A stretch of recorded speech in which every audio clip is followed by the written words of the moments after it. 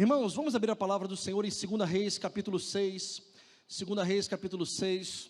O tema da nossa ministração é Deus abrirá os seus olhos espirituais. Quantos creem nisso? Metade mais ou menos. Quantos creem nisso? Amém. 2 Reis, capítulo 6, versículo 8 em diante.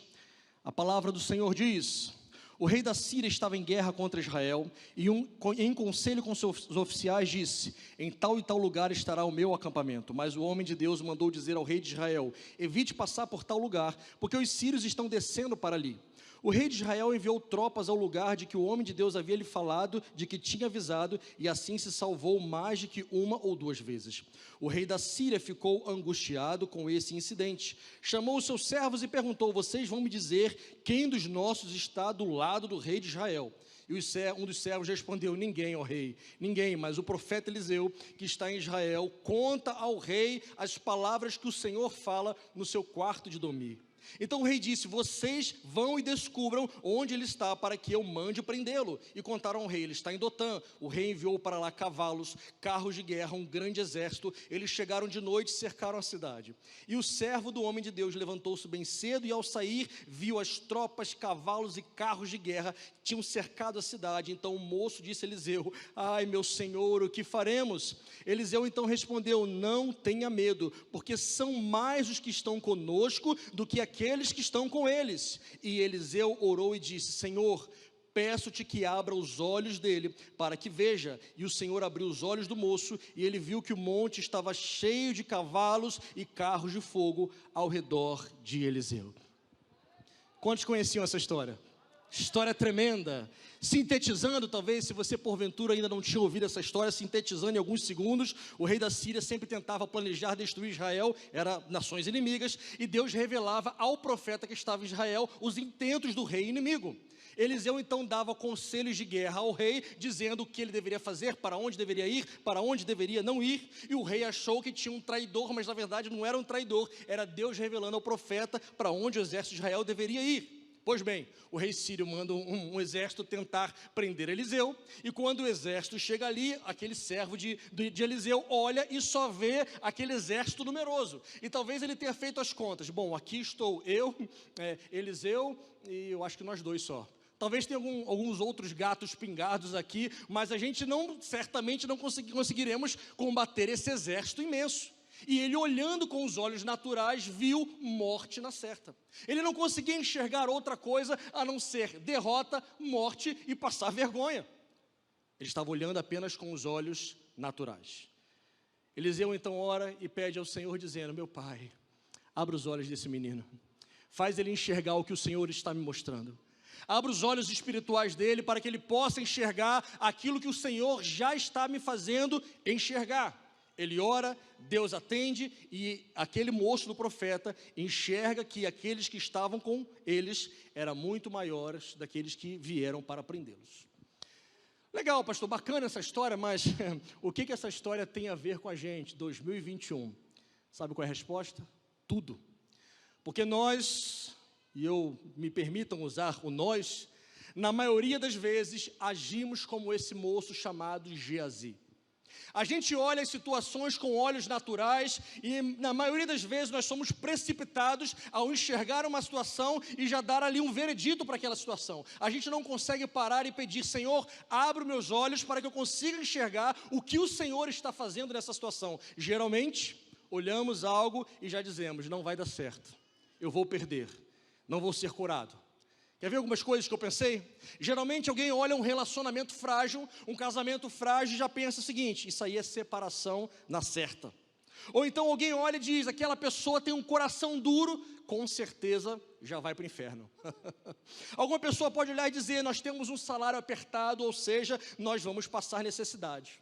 Ou então olha para si ou para alguém e diz: não tem talentos, não tem como servir ao Senhor. Alguns olham para aqueles jovens que são problemáticos e dizem: não vai dar em nada. Outros olham e não veem cura na medicina e dizem: não tem o que fazer. A cura não virá. E geralmente, queridos, essas palavras são proferidas por pessoas que nunca conseguiram enxergar com os olhos espirituais. São pessoas como Geazi. E às vezes, pessoas como nós, como eu. Quantas foram as situações em que logo de primeiro momento eu deixei os meus olhos naturais me dominarem e não consegui enxergar com os olhos espirituais. Eu quero então começar essa mensagem dizendo logo algo para nós. Peça ao Senhor, agora, já neste momento, não no fim da pregação, mas agora, para o Senhor abrir os seus olhos espirituais. Vamos falar isso juntos? Senhor, abra os meus olhos espirituais. Se nós tivermos uma vida de olhos espirituais abertos, irmãos, tudo vai ser diferente em nossa vida. Não vamos mais viver no modo natural, vamos viver no modo sobrenatural. Enxergaremos o que a maioria das pessoas não enxerga, e por isso, não para a nossa glória, Deus nos usará para fazer coisas grandiosas e tremendas, como usou vários homens e mulheres da Bíblia, porque eles não enxergavam de maneira natural, eles enxergavam o que Deus abriu os seus olhos para enxergar. Quantos querem isso para a sua vida? É o que eu mais quero para a minha vida também. Versículo 18, acompanhem comigo. Quando os sírios desceram contra ele, Eliseu orou ao Senhor e disse: peço-te que firas essa gente de cegueira. E Deus os feriu de cegueira, conforme a palavra de Eliseu. Observe que quando os olhos de Geazi foram abertos, ele enxergou carros de fogo vindos da parte de Deus ali, naquele local que eles estavam. Muitos, mais numerosos do que aquele exército inimigo. Mas observe que aqueles carros de fogo enviados pelo Senhor Deus não impediram de os sírios chegarem até o lugar onde estava Eliseu e Geazi. Deus queria fazer o milagre de outra forma, não da maneira, digamos, convencional.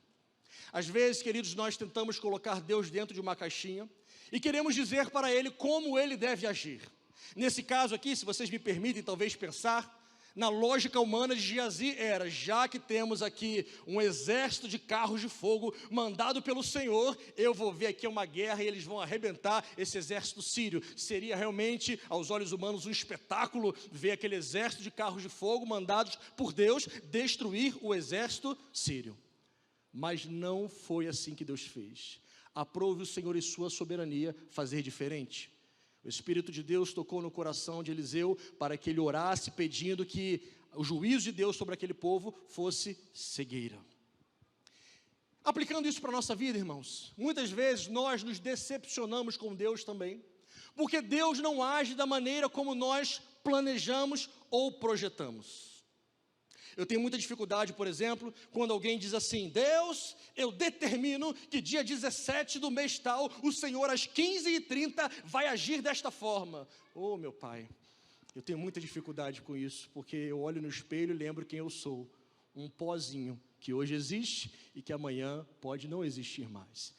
E o Deus é o Deus eterno, o alfa, o ômega, o princípio e o fim, o Criador de todas as coisas. Ele age conforme o seu querer, conforme a sua soberania.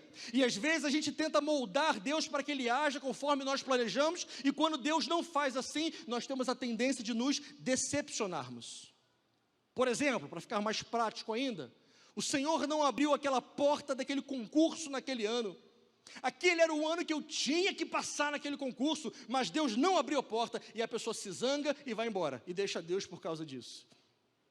Eu sou militar há 21 anos, quase 22 anos, fui soldado da Marinha, sargento do Exército, e agora oficial da Aeronáutica, e para passar na prova de capelão, eu fiz a prova 7 vezes, oh meu irmão, não queira saber o que é isso, que é cansativo, olha. E às vezes as pessoas desistem na primeira porque acham que Deus já não abriu a porta, quando na verdade Deus quer nos ensinar a avançarmos, perseverarmos, porque o tempo e a hora dele é perfeita. A nossa hora, o nosso tempo, na grande maioria das vezes, é imperfeito, se não todas as vezes. E algumas pessoas, quando Deus não faz naquela hora, já desistem, já se decepcionam com Deus. Ou, por exemplo, o Senhor não me deu o cônjuge que eu esperava naquele ano, aquele era o ano que eu queria casar, e Deus não trouxe isso para mim. Deus não me deu aquela vida financeira estável que eu tanto sonhei. Deus não fez aquele familiar meu aceitar Jesus naquele culto tão especial. Mas quem disse, irmãos, que o nosso jeito é o jeito de Deus? Nessa minha caminhada com Cristo, tenho o privilégio de ser cristão desde criancinha, cresci na igreja e não tem coisa melhor. Você que porventura ainda vai ter filhos aí, saiba que privilégio você tem de poder ensinar os seus filhos na casa do Senhor. Não tem lugar melhor para estar. E eu cresci ali na casa do Senhor, e nesses anos de caminhadas, eu descobri, ao longo dos anos, muitas vezes a duras penas, que os caminhos de Deus, ao contrário, que os nossos caminhos, muitas vezes, não são semelhantes aos caminhos de Deus. A palavra do Senhor diz que, assim como os céus são mais altos do que a terra, assim são os meus pensamentos sobre ti. Os pensamentos do Senhor são muito mais elevados sobre nós do que os nossos próprios pensamentos, do que os nossos próprios planos. Nesse caso aqui, voltando para a história, Deus agiu de uma maneira completamente diferente. Ele aprove não usar aqueles carros de fogo para derrotar o exército sírio, aprove ele mandar aquele exército, talvez por proteção. Deus, na sua soberania, decidiu fazer daquela forma, e a sua forma sempre é perfeita. Versículo 19, a palavra do Senhor continua dizendo: então Eliseu disse a eles, aquela tropa inimiga: não é este o caminho, não é esta a cidade, sigam-me e eu os guiarei ao homem que vocês estão procurando. E os guiou até a cidade de Samaria. E quando eles chegaram lá, Eliseu disse: Senhor, abre os olhos desses homens para que eles vejam. E o Senhor abriu os olhos deles e viram que estava dentro de Samaria, ou seja, ali na capital de Israel. E quando o rei de Israel os viu, perguntou a Eliseu: meu pai, devo matá-los? Eu devo matá-los? Olha que estratégia de guerra tremenda essa, nunca utilizada na história. Aqueles homens que foram para prender Eliseu, foram agora acometidos de uma cegueira enviada pelo próprio Deus. E Eliseu os conduz, e eles cegos, né, ouvem a voz de alguma pessoa e vão obedecendo, e quando os olhos deles se abrem, eles veem que eles estão na casa do inimigo, ou seja, na capital de Israel. O rei de Israel, ao ver aquela situação, fica atônito e chama até Eliseu de pai. Essa para mim é uma parte até engraçada da coisa, porque geralmente reis e profetas não se davam bem. Geralmente reis e profetas não eram amigos. Jeremias, por exemplo, quando se apresentava perante ali o rei Elias também, por exemplo, Elias quando se apresentou perante Acabe, Acabe diz assim: lá vem o perturbador de Israel. Elias, que não deixou barato, diz: eu não, você que é o perturbador de Israel com os seus pecados. E aí vai aquele dedão de profeta. Geralmente profeta e reis não eram amigos, mas nesse momento o rei olha para Eliseu e chama-o de pai. Oh meu pai, porque ele viu que realmente Deus estava com Eliseu. E naquele momento, o rei de Israel, que não tinha aquela experiência, aquela intimidade com Deus, ele reconheceu que Deus estava usando Eliseu, mas ele não tinha discernimento espiritual nenhum. Ele queria resolver aquela situação na força do seu braço, matando seus inimigos, pois aquela era a lógica humana. Sabe qual é interessante nessa história? Esse rei foi o mesmo que já tinha visto o milagre na vida de Naamã. Para quem lembra da história de Naamã, Naamã era um general sírio que foi lá para ser curado. O rei interpretou aquilo como uma afronta, mas Deus usou ali a vida do profeta, e aquele general foi curado, entregou a sua vida para Deus e voltou para lá, para a sua cidade. Ou seja, o rei de Israel já tinha visto milagres acontecer, mas ainda não tinha aprendido o que Deus poderia fazer. Como nós, muitas vezes, que temos que passar por várias coisas, Deus nos coloca muitas vezes em várias situações, até semelhantes, para a gente aprender como Ele age, como é o seu poder. E muitas vezes a gente demora para aprender que Deus está trabalhando e fazendo na nossa vida. Muitas vezes nós também, como aquele rei, precisamos passar por várias situações, até entender que Deus age conforme Ele quer, do jeito que Ele quiser, porque dele é a terra e a sua plenitude. Ele faz tudo conforme o seu querer, e cabe a nós nos submetermos à soberania de Deus. Para mim, irmãos, um dos temas que eu mais amo ao estudar a Bíblia é a soberania de Deus. Porque a soberania de Deus, nós não temos controle sobre ela, nós não temos domínio sobre a soberania. Deus é soberano e Ele faz o que Ele quiser, e nós não podemos manipular a Deus, nós não podemos controlar Deus, nós podemos e devemos nos submeter a Ele. E muitas vezes, para aprendermos essa lição, Deus vai nos fazer passar por muitos desertos, até a gente aprender a depender dEle. Já que eu citei aqui, por exemplo, Elias, lembro que Elias ali, antes de fazer aquele extermínio dos profetas de Baal e Aserá, ele teve que passar por aquele período onde ele foi sustentado pelo corvo, foi sustentado por uma viúva, ou seja, a força do seu braço foi sendo minada para que ele se tornasse mais dependente do Senhor, porque quanto mais dependente ele fosse, mais Deus o poderia usar. E aplicando isso para a nossa vida, irmãos, quanto mais suficientes em nós mesmos nós formos, menos Deus nos usará. Quanto mais dependentes e reconhecermos que só Ele pode fazer, mais Deus nos usará. Quantos creem nisso? Voltando para essa história, aqui no versículo 22, aleluia, louvado seja o nosso Deus. Versículo 22, Eliseu responde para o rei: não os mate, rei. Você mataria aqueles que você fizesse como prisioneiros com sua espada e com seu arco? Ordena que lhes deem pão e água para que comam, bebam e voltem para o seu senhor. Nesse momento aqui, se eu fosse aquele rei, eu ia achar, humanamente falando, com os olhos espirituais ainda fechados, que aquilo era uma piada. Ninguém liberta inimigo. Não é assim que funciona.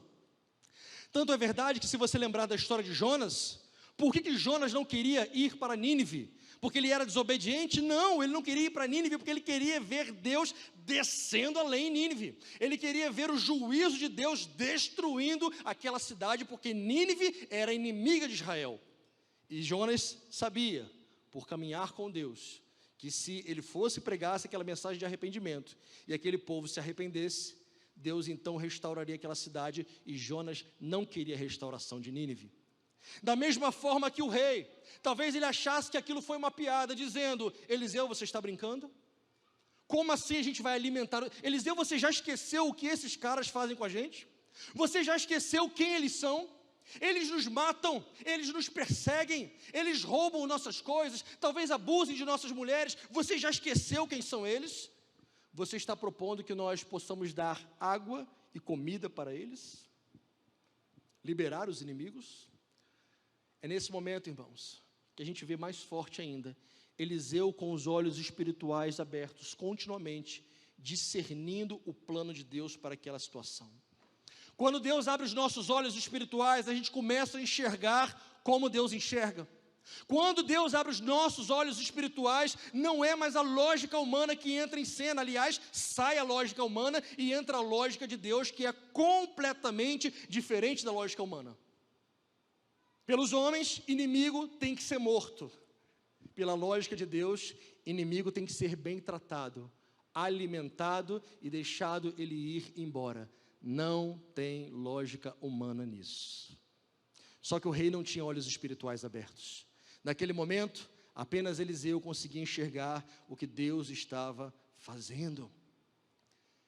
Aplicando, por exemplo, para outros homens e mulheres da Bíblia, ter olhos espirituais abertos, era Paulo, por exemplo, enxergando igrejas onde pessoas não conheciam a Cristo. Se você lembrar a história de Paulo, por onde ele passava, as coisas prosperavam, porque ele, com os olhos espirituais abertos, enxergava o que Deus podia fazer em cada uma daquelas cidades onde ninguém tinha ouvido falar sobre Cristo. Mas, infelizmente, hoje tem pessoas que querem plantar igrejas somente onde há muito evangélico. Aquela cidade ali tem muito evangélico, né? Então vamos implantar uma igreja lá. Em cidades que não tem, o negócio vai ser muito difícil, então nem vamos para lá. Mas quem tem a visão espiritual de Deus enxerga ao contrário do que o homem enxerga. Nesses meus anos de militar, eu morei em 7 cidades, do norte a sul do Brasil. E morei numa cidade que pregar o evangelho lá não é nada fácil. Morei 7 anos no Rio Grande do Sul, e quem já foi por lá sabe que não é simples ali. E ali Deus forjou a mim e a minha esposa, e nos ensinou a nunca pararmos e desistirmos de pregar a palavra do Senhor. E às vezes, no frio, eu lembro que meu primeiro evangelismo com os jovens, peguei os jovens da igreja, né, naquela época pouquinhos, e falei: vamos evangelizar. E quando a gente chegava, né, tremendo de frio, batia na porta da casa: oi moça, a gente é da igreja, psh, fechava a porta. Oi moça, a gente veio dar uma palavra, psh, e fechava a porta. E às vezes, com os olhos humanos, a gente enxerga da seguinte forma: aqui não tem o que fazer, Pelo contrário, é ali que tem que ser feito. Com os olhos espirituais abertos, a gente começa a enxergar ao contrário do que o homem humanamente vê.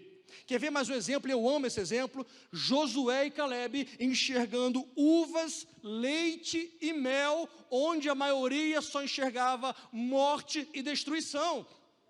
Os 10 espias voltaram e disseram: para lá a gente não vai, a gente é como gafanhoto aos olhos deles. Josué e Caleb disse: ao contrário, é porque a gente é pequenininho que a gente vai passar despercebido no meio deles. Vocês viram o tamanho do cacho de uva que tem lá? Vocês viram que a gente está tanto tempo aqui no deserto? Lá tem leite e mel. Eles conseguiam enxergar o que a maioria não enxerga. Isso significa, irmãos, que muitas vezes a maioria não vai ter olhos espirituais abertos. Talvez lá no seu trabalho, num primeiro momento, seja só você que tenha a experiência de ter os olhos espirituais abertos. Talvez na sua família seja assim. Talvez Deus vai te colocar em lugares onde a maioria das pessoas não vão conseguir enxergar o que você está enxergando.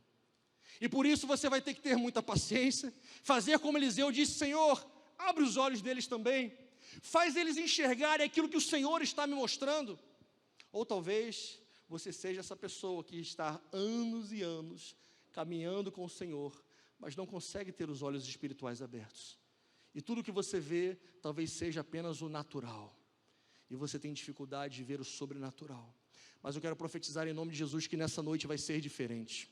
Quero profetizar na autoridade do nome de Jesus que nessa noite Ele vai abrir os nossos olhos, que Ele vai abrir os nossos olhos e vai nos fazer enxergar aquilo que o homem natural não enxerga. Ele vai começar a nos mostrar aquilo que somente Josué e Caleb viram, aquilo que somente Paulo no primeiro momento conseguia enxergar, mas você precisa querer. Quantos desejam ter os olhos espirituais abertos? Se você quiser, eu creio, Deus vai fazer isso na sua e na minha vida.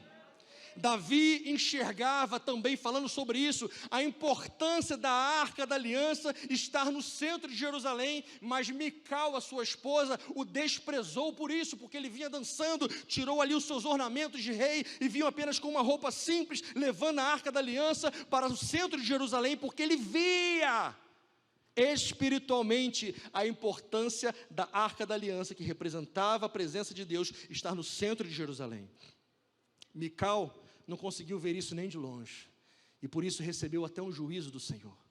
Para quem lembra dessa história, Davi, na primeira vez que tentou, morreu Uzá, aquela história toda, e Davi então consegue chegar com a Arca da Aliança, e ele começa a fazer turnos de adoração, e coloca ali 288 porteiros, coloca cantores, coloca músicos, que cantavam: o Senhor é bom e a sua misericórdia dura para sempre, o Senhor é bom, a sua misericórdia dura para sempre, e ali durante anos e anos e anos, Deus era adorado 24 horas por dia, 7 dias por semana, e coisas maravilhosas Deus fez no coração de Davi e daquele povo de Israel, porque a sua presença era constante naquele lugar. Deus depois, muitos anos depois, usa um dos profetas para dizer: restabelecerei o tabernáculo caído de Davi, porque Deus se agradava daquela visão espiritual que Davi teve, quando ninguém conseguiu enxergar a importância daquilo. Lembre, por exemplo, também de Jacó, Israel, olhando para José e vendo nele um jovem diferente, quanto os seus irmãos apenas tinham inveja dele, não conseguiam enxergar o que Deus faria na vida do pequeno José. Jacó, diz a Bíblia, já olhava para José, entendia aqueles sonhos que José tinha e já enxergava que tinha algo de diferente na vida daquele jovem. Isso significa, irmãos, que nós precisamos desses olhos espirituais abertos todos os dias da nossa vida. Quando nós andarmos no nosso dia a dia, durante a semana, ao acordar, ao deitar, com os olhos espirituais abertos, os manjares e as ofertas desse mundo não vão mais atrair o nosso coração, porque nós conseguiremos enxergar a armadilha de Satanás para capturar o nosso coração e a nossa mente. Quando os nossos olhos espirituais estiverem abertos, a nossa lógica humana dará lugar ao clamor para se viver no centro da vontade de Deus. Quando os nossos olhos espirituais estiverem abertos, nós conseguiremos fazer como Jesus, que não viu o ladrão Zaqueu, ele viu o Zaqueu regenerado. Os nossos olhos conseguirão ver como Jesus, não a meretriz Maria Madalena, mas eles verão uma discípula firme de Jesus. Jesus, quando olhou para a mulher samaritana, ele não viu ali uma mulher complicada, porque ela era muito complicada. Ele viu a primeira pregadora ali na região de Samaria, e aquela mulher já teve um encontro com Jesus, reconheceu como Messias, minutos depois já saiu pregando pela cidade que Jesus era o Messias. Era assim que Jesus enxergava a vida daquela mulher. E por último, quando Jesus olhou Pedro, ele não viu o impulsivo Pedro, o problemático, o cabeça dura e mais vários outros adjetivos que poderíamos dar a Pedro. E Pedro é muito parecido com a gente, né? Talvez é um dos meus personagens prediletos da Bíblia, porque ele é muito parecido com a gente. Jesus, quando olhava para Pedro, via um discípulo cheio do Espírito Santo, que por onde passava a sua sombra curava, que na sua primeira pregação 3.000 se converteram, aquele que liderou os outros discípulos, aquele que fez coisas grandiosas por amor ao Senhor. Jesus, com os olhos espirituais, já enxergava Pedro lá na frente. É por isso que Jesus andou tanto tempo com Pedro e certa vez disse: Pedro, quando você se converter, Pedro já estava anos andando com Jesus e Pedro disse: Pedro, quando você se converter, então vai lá e fortaleça os seus irmãos. Aplicando para a nossa vida, irmãos, enquanto não vivermos uma vida diária de olhos espirituais abertos, muitas oportunidades vão passar por nós e nós vamos perder. Muitas pessoas vão passar pela nossa vida e a gente vai dizer: essa pessoa não vai dar em nada não vou investir nela. Situações ali, possibilidades de se implantar igreja no lugar, não vou ali não, porque não vai dar certo. E sem os olhos espirituais, a gente vai apenas operar no campo da naturalidade, e as coisas não vão dar certo como Deus planejou. Caminhando para o fim, no versículo 23, a palavra do Senhor diz: então o rei ofereceu-lhes um grande banquete, comeram e beberam, ele os despediu, e eles voltaram para o seu senhor. E da parte da Síria não houve mais investidas contra Israel. Eu acho que você não entendeu o final da história. O final da história é completamente improvável. Você entendeu o que aconteceu? Em vez de matar os inimigos, o rei de Israel, obedecendo o profeta, os alimentou, os tratou bem e os mandou de volta para o seu rei, o rei inimigo. E quando eles chegaram lá, provavelmente o rei inimigo atônito ficou e disse: deixa Israel para lá. Deixa Israel para lá, vamos viver a nossa vida aqui, não vamos mais atacar Israel. Agora imaginem se eles tivessem matado aqueles soldados, o que aquele rei não faria? Furioso ficaria e mandaria uma tropa 2, 3, 4 vezes maior do que aquela primeira tropa. Mas o rei de Israel, que não tinha olhos espirituais abertos, queria agir na força do braço, e se Eliseu não tivesse o detido, seria um desastre total para todo o povo de Israel, porque uma pessoa com olhos espirituais fechados não prejudica só a sua vida, ela prejudica a vida de muitas pessoas ao seu redor. Se não tivesse ali Eliseu, com os olhos espirituais abertos, uma tragédia enorme teria acontecido na nação de Israel, queridos. A forma de Deus agir é perfeita, sempre. O bem sempre vai vencer o mal. A gente não pode, queridos, aleluia, louvado seja o nome do nosso Senhor. A gente não pode se acostumar a viver uma vida simplesmente no natural. Tem pessoas que vivem talvez anos e anos, décadas e décadas servindo ao Senhor, mas passam toda uma vida simplesmente olhando as coisas de forma natural. Isso talvez não vá afetar a sua salvação, talvez a pessoa vai ser salva sim, porque a salvação é pela graça. E talvez quando chegar ali no céu e quando o Senhor Jesus for dar os seus galardões, talvez até receba alguns galardões, porque Jesus é o justo juiz, Ele que sabe que tipo de obras nós faremos. Mas talvez essa pessoa possa ouvir de Jesus: eu queria te usar tanto para fazer tantas outras coisas. Eu tinha tantas coisas grandiosas para usar na sua vida. Eu tinha coisas muito grandes para fazer, mas o problema é que você passou uma vida inteira com os seus olhos naturais abertos e com os olhos espirituais fechados. Você não conseguia enxergar o sobrenatural. Tanta coisa poderia ter sido feita através da sua vida, se você conseguisse abrir os olhos e enxergar o que eu queria fazer através de você. Isso significa, irmãos, que a gente não pode se acostumar a viver uma vida inteira no nível natural. Eu queria que com todo carinho você falasse para quem está pertinho de você assim: Deus quer te fazer viver uma vida inteira no sobrenatural. Nada de passar uma vida inteira no natural. O Senhor quer que vivamos no nível sobrenatural, fazendo, experimentando aquilo que Ele planejou para a nossa vida. E o que Deus planeja para a nossa vida não é nada natural, não é nada normal. O que Deus planeja para nós é grandioso, é poderoso, porque vem pelo poder dEle e não pelo nosso poder. É nesse nível que Deus quer fazer a gente viver. Aleluia, aleluia. Louvado seja o nome do nosso Senhor. E nessa noite, irmãos, eu queria que nós orássemos juntos sobre isso. Para que Deus, se tiver o irmão do teclado aí, para que Deus desperte a nossa vida.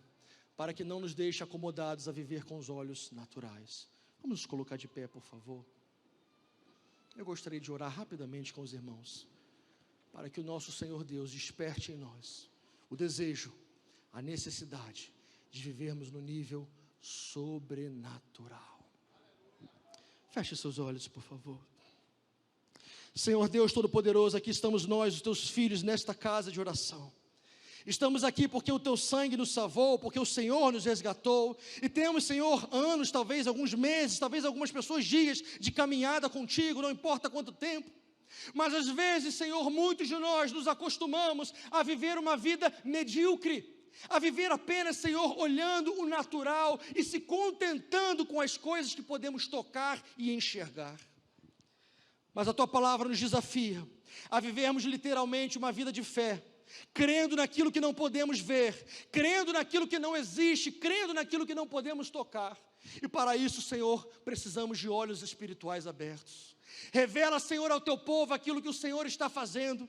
Mostra para nós, Senhor, o caminho no meio do deserto. Nos mostra, Senhor, por onde devemos ir, aquilo que devemos abrir mão, naquilo que devemos confiar. Senhor, domine a nossa vida, seja o dono da nossa vida. Abra os nossos olhos para enxergarmos o que o Senhor quer fazer.